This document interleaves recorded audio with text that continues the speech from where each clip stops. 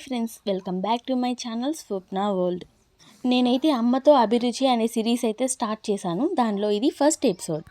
ఈరోజు అమ్మతో అభిరుచిలో మనం చేసే వంట అయితే మామిడికాయ రోటి పచ్చడి. ఇక ప్రాసెస్లోకి వెళితే దానికోసం 2 మీడియం సైజ్ మామిడికాయలు, కారానికి తగ్గ పచ్చిమిరపకాయలు, శనగగింజలు తీసుకోవాలి. అలానే మనం తీసుకున్న మీడియం సైజ్ మామిడికాయలని కొంచెం చిన్న చిన్న పీసెస్ లాగా అయితే కట్ చేసి పెట్టుకోవాలి.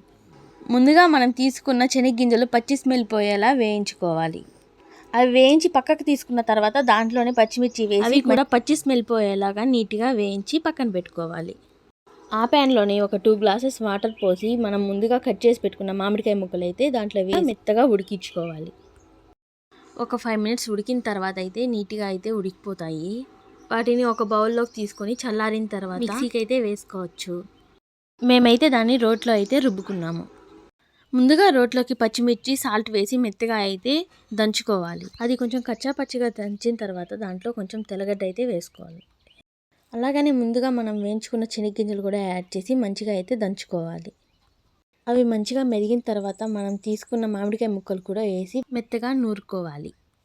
ఇక దీన్ని పోపు పెట్టడానికి ప్యాన్లోకి ఆయిల్ అయితే తీసుకొని అది కాకాక ఆవాలు వేసుకోవాలి.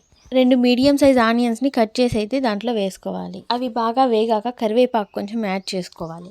వాటిని ఒకసారి బాగా మిక్స్ చేసి మనం రెడీ చేసుకున్న పచ్చడిని యాడ్ చేసుకుంటే ఎంతో టేస్టీ అయిన మామిడికాయ రోటి పచ్చడి అయితే రెడీ అయిపోతుంది.